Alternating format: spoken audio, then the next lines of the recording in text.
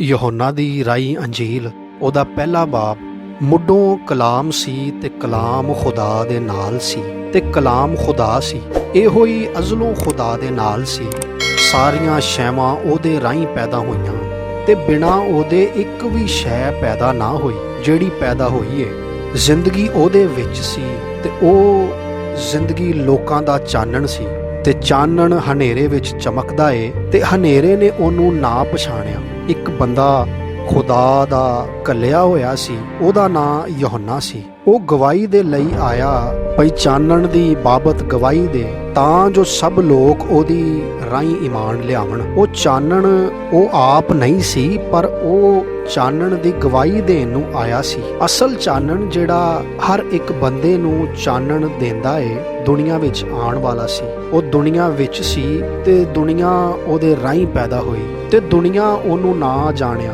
ਉਹ ਆਪਣਿਆਂ ਕੋਲ ਆਇਆ ਤੇ ਉਹਨਾਂ ਉਹਨੂੰ ਕਬੂਲ ਨਾ ਕੀਤਾ, ਪਰ ਜਿਨ੍ਹਾਂ ਉਹਨੂੰ ਕਬੂਲ ਕੀਤਾ ਉਹਨਾਂ ਨੂੰ ਹੱਕ ਦਿੱਤਾ ਭਈ ਖੁਦਾ ਦੇ ਪੁੱਤਰ ਬਣ ਜਾਣ, ਯਾਨੀ ਉਹਨਾਂ ਨੂੰ ਜਿਹੜੇ ਉਹਦੇ ਨਾਂ ਉੱਤੇ ਈਮਾਨ ਲਿਆਂਦੇ ਨੇ। ਉਹ ਨਾ ਲਹੂ ਤੋਂ, ਨਾ ਬਦਨ ਦੀ ਚਾਹ ਤੋਂ, ਨਾ ਇਨਸਾਨ ਦੀ ਚਾਹ ਤੋਂ, ਪਰ ਖੁਦਾ ਤੋਂ ਪੈਦਾ ਹੋਏ ਸਨ ਤੇ ਜਿਸਮ ਲਿਆ ਤੇ ਫਜ਼ਲ ਤੇ ਸੱਚਾਈ ਨਾਲ ਭਰਪੂਰ ਹੋ ਕੇ ਸਾਡੇ ਕੋਲ ਡੇਰਾ ਕੀਤਾ ਤੇ ਅਸਾਂ ਉਸ ਦਾ ਇਹ ਜਿਹਾ ਜਲਾਲ ਵੇਖਿਆ ਜਿਵੇਂ ਬਾਪ ਦੇ ਇਕਲੌਤੇ ਦਾ ਜਲਾਲ।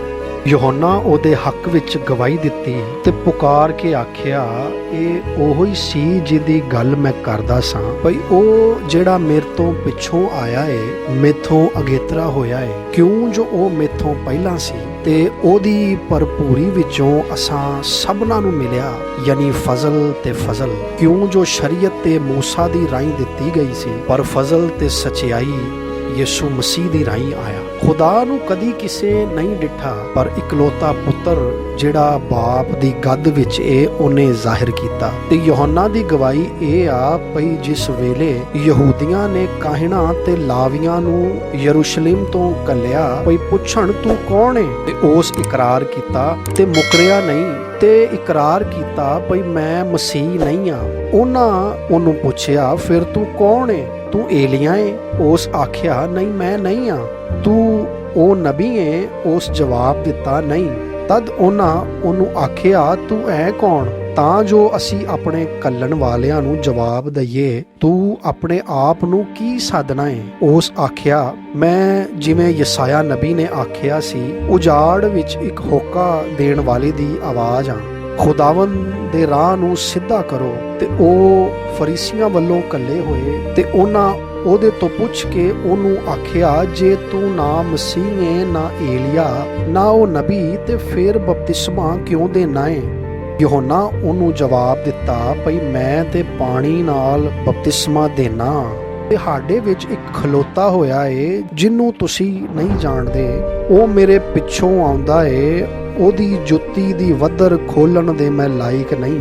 ਇਹ ਗੱਲਾਂ ਬੈਤਨੀਆਂ ਵਿੱਚ ਯਰਦਨੋਂ ਪਾਰ ਹੋਈਆਂ ਜਿੱਥੇ ਯਹੋਨਾ ਬਪਤਿਸਮਾ ਦਿੰਦਾ ਸੀ। ਦੂਜੇ ਦਿਨ ਯਹੋਨਾ ਯਿਸੂ ਨੂੰ ਆਪਣੇ ਵੱਲ ਆਉਂਦਿਆਂ ਵੇਖ ਕੇ ਆਖਿਆ, ਵੇਖੋ ਖੁਦਾ ਦਾ ਬਰਰਾ ਜਿਹੜਾ ਦੁਨੀਆ ਦਾ ਗੁਨਾਹ ਚੁੱਕ ਲੈ ਜਾਂਦਾ ਏ। ਇਹ ਉਹੋ ਹੀ ਏ ਜਿਹਦੀ ਬਾਬਤ ਮੈਂ ਆਖਿਆ ਸੀ ਭਈ ਇੱਕ ਬੰਦਾ ਮੇਰੇ ਪਿੱਛੋਂ ਆਉਂਦਾ ਏ ਜਿਹੜਾ ਮੇਥੋਂ ਅਗੇਤਰਾ ਹੋ ਗਿਆ। ਇਹ ਕਿਉਂ ਜੋ ਉਹ ਮੇਥੋਂ ਪਹਿਲਾਂ ਸੀ ਤੇ ਮੈਂ ਤੇ ਉਹਨੂੰ ਜਾਣਦਾ ਨਹੀਂ ਸਾਂ, ਪਰ ਮੈਂ ਇਸ ਲਈ ਪਾਣੀ ਨਾਲ ਬਪਤਿਸਮਾ ਦਿੰਦਾ ਹਾਂ ਤਾਂ ਜੋ ਉਹ ਇਸਰਾਇਲ ਉੱਤੇ ਜ਼ਾਹਿਰ ਹੋ ਜਾਵੇ। ਤੇ ਯਹੋਨਾ ਇਹ ਆਖ ਕੇ ਗਵਾਹੀ ਦਿੱਤੀ ਭਈ ਮੈਂ ਰੂਹ ਨੂੰ ਕਬੂਤਰ ਵਾਂਗਰ ਅਸਮਾਨ ਤੋਂ ਉਤਰਦਿਆਂ ਵੇਖਿਆ ਏ।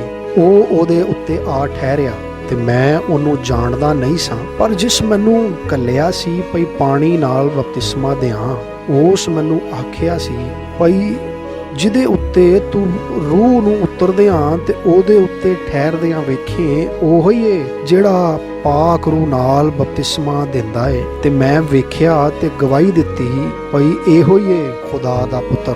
ਫਿਰ ਦੂਜੇ ਦਿਨ ਯਹੋਨਾ ਤੇ ਉਹਦਿਆਂ ਸ਼ਾਗਿਰਦਾਂ ਵਿੱਚੋਂ ਦੋ ਖਲੋਤੇ ਹੋਏ ਸਨ ਤੇ ਉਸ ਯਿਸੂ ਨੂੰ ਜਾਂਦਿਆਂ ਵੇਖ ਕੇ ਆਖਿਆ, ਵੇਖੋ ਖੁਦਾ ਦਾ ਲੇਲਾ। ਤੇ ਉਹਨਾਂ ਦੋ ਸ਼ਾਗਿਰਦਾਂ ਉਹਨੂੰ ਇਹ ਗੱਲ ਕਹਿੰਦਿਆਂ ਸੁਣਿਆ ਤੇ ਯਿਸੂ ਮਗਰ ਟੁਰ ਪਏ। ਤਦ ਯਿਸੂ ਮੁੜ ਕੇ ਤੇ ਉਹਨਾਂ ਨੂੰ ਮਗਰ ਆਉਂਦਿਆਂ ਵੇਖ ਕੇ ਉਹਨਾਂ ਨੂੰ ਆਖਿਆ, ਤੁਸੀਂ ਕੀ ਲੱਭਦੇ ਹੋ? ਉਹਨਾਂ ਜਵਾਬ ਦਿੱਤਾ, ਐ ਰੱਬੀ, ਜਿਹਦਾ ਮਤਲਬ ਏ ਐ ਉਸਤਾਦ, ਤੂੰ ਕਿੱਥੇ ਰਹਿਣਾ ਏ? ਉਸ ਉਹਨਾਂ ਨੂੰ ਆਖਿਆ, ਆਓ ਵੇਖੋ। ਸੋ ਉਹ ਆਏ ਤੇ ਜਿੱਥੇ ਉਹ ਰਹਿੰਦਾ ਸੀ ਵੇਖਿਆ, ਔਰ ਉਸ ਦਿਹਾੜੇ ਉਹਦੇ ਕੋਲ ਰਹੇ। ਉਹ 10ਵੇਂ ਘੰਟਾ ਸੀ। ਉਹਨਾਂ ਦੋਹਾਂ ਵਿੱਚੋਂ ਜਿਹੜੇ ਯੋਹੰਨਾ ਕੋਲੋਂ ਸੁਣ ਕੇ ਉਹਦੇ ਮਗਰ ਟੁਰ ਪਏ ਸਨ, ਇੱਕ ਸ਼ਮਾਉਨ ਪਤਰਸ ਦਾ ਭਰਾ ਇੰਦਰਿਆਸ ਸੀ। ਉਸ ਪਹਿਲਾਂ ਆਪਣੇ ਸਕੇ ਭਰਾ ਸ਼ਮਾਉਨ ਨੂੰ ਲੱਭ ਕੇ ਉਹਨੂੰ ਆਖਿਆ, ਅਸਾਂ ਨੂੰ ਖਰਿਸਤੁਸ ਯਾਨੀ ਮਸੀਹ ਮਿਲ ਗਿਆ ਏ। ਤੇ ਉਹ ਉਹਨੂੰ ਯਿਸੂ ਕੋਲ ਲਿਆਇਆ। ਯਿਸੂ ਉਹਦੇ ਵੱਲ ਵੇਖ ਕੇ ਆਖਿਆ, ਤੂੰ ਯੋਹੰਨਾ ਦਾ ਪੁੱਤਰ ਸ਼ਮਾਉਨ ਏ, ਤੂੰ ਕੈਫਾ ਕਹਿਲਾਏਗਾ ਯਾਨੀ ਪਤਰਸ ਕਹਿਲਾਏਗਾ। ਅਗਲੇ ਪਲਕ ਉਹ ਗਲੀਲ ਦੇ ਦੇਸ਼ ਨੂੰ ਜਾਣਾ ਚਾਹੁੰਦਾ ਸੀ ਤੇ ਫਿਲਿੱਪੁਸ ਨੂੰ ਲੱਭਿਆ ਤੇ ਯਿਸੂ ਉਹਨੂੰ ਆਖਿਆ, ਮੇਰੇ ਪਿੱਛੇ ਟੁਰ ਪਾਓ। ਫਿਲਿੱਪੁਸ ਬੈਤਸੈਦਾ ਦਾ ਸੀ, ਜਿਹੜਾ ਇੰਦਰਿਆਸ ਤੇ ਪਤਰਸ ਦਾ ਸ਼ਹਿਰ ਏ। ਫਿਲਿੱਪੁਸ ਨੇ ਨਤਲੀਏਲ ਨੂੰ ਲੱਭ ਕੇ ਉਹਨੂੰ ਆਖਿਆ, ਜਿਹਦੀ ਗੱਲ ਤੋਰੈਤ ਵਿੱਚ ਮੂਸਾ ਤੇ ਨਬੀਆਂ ਨੇ ਲਿਖੀ ਹੋਈ ਏ, ਉਹਨੂੰ ਅਸਾਂ ਲੱਭ ਲਿਆ ਏ। ਉਹ ਯਿਸੂ ਨਾਸਰੀ ਯੂਸਫ ਦਾ ਪੁੱਤਰ ਏ। ਤੇ ਨਤਨੀਏਲ ਉਹਨੂੰ ਆਖਿਆ, ਕੀ ਨਾਸਰਤ ਵਿੱਚੋਂ ਕੋਈ ਚੰਗੀ ਸ਼ੈ ਨਿਕਲ ਸਕਦੀ ਹੈ? ਫਿਲਿੱਪੁਸ ਉਹਨੂੰ ਆਖਿਆ, ਆ ਤੇ ਵੇਖ ਲੈ। ਯਿਸੂ ਨਤਨੀਏਲ ਨੂੰ ਆਪਣੇ ਵੱਲ ਆਉਂਦਾ ਵੇਖ ਕੇ ਉਹਦੀ ਬਾਬਤ ਆਖਿਆ, ਵੇਖੋ, ਇਹ ਅਸਲ ਇਸਰਾਈਲੀ ਏ, ਜਿਹਦੇ ਵਿੱਚ ਮਕਰ ਨਹੀਂ। ਨਤਨੀਏਲ ਉਹਨੂੰ ਆਖਿਆ, ਤੂੰ ਮੇਰਾ ਕਿੱਥੋਂ ਦਾ ਵਾਕਫ ਹੈ? ਯਿਸੂ ਉਹਨੂੰ ਜਵਾਬ ਦਿੱਤਾ, ਫਿਲਿੱਪੁਸ ਦੇ ਤੈਨੂੰ ਦੱਸਣ ਤੋਂ ਪਹਿਲਾਂ ਜਦੋਂ ਤੂੰ ਹੰਜੀਰ ਦੇ ਬੂਟੇ ਹੇਠ ਸਾਂ, ਮੈਂ ਤੈਨੂੰ ਵੇਖ ਲਿਆ ਸੀ। ਨਤਨੀਏਲ ਉਹਨੂੰ ਜਵਾਬ ਦਿੱਤਾ, ਐ ਰੱਬੀ, ਤੂੰ ਤੇ ਖੁਦਾ ਦਾ ਪੁੱਤਰ ਏ, ਤੂੰ ਤੇ ਇਸਰਾਈਲ ਦਾ ਬਾਦਸ਼ਾਹ ਏ। ਯਿਸੂ ਉਹਨੂੰ ਜਵਾਬ ਦਿੱਤਾ, ਤੂੰ ਇਸ ਲਈ ਈਮਾਨ ਲਿਆਇਆ ਭਈ ਮੈਂ ਤੈਨੂੰ ਆਖਿਆ, ਭਈ ਮੈਂ ਤੈਨੂੰ ਹੰਜੀਰ ਦੇ ਬੂਟੇ ਹੇਠ ਵੇਖਿਆ, ਤੂੰ ਇਹਨਾਂ ਤੋਂ ਵੱਡੀਆਂ ਗੱਲਾਂ ਵੇਖੇਂਗਾ।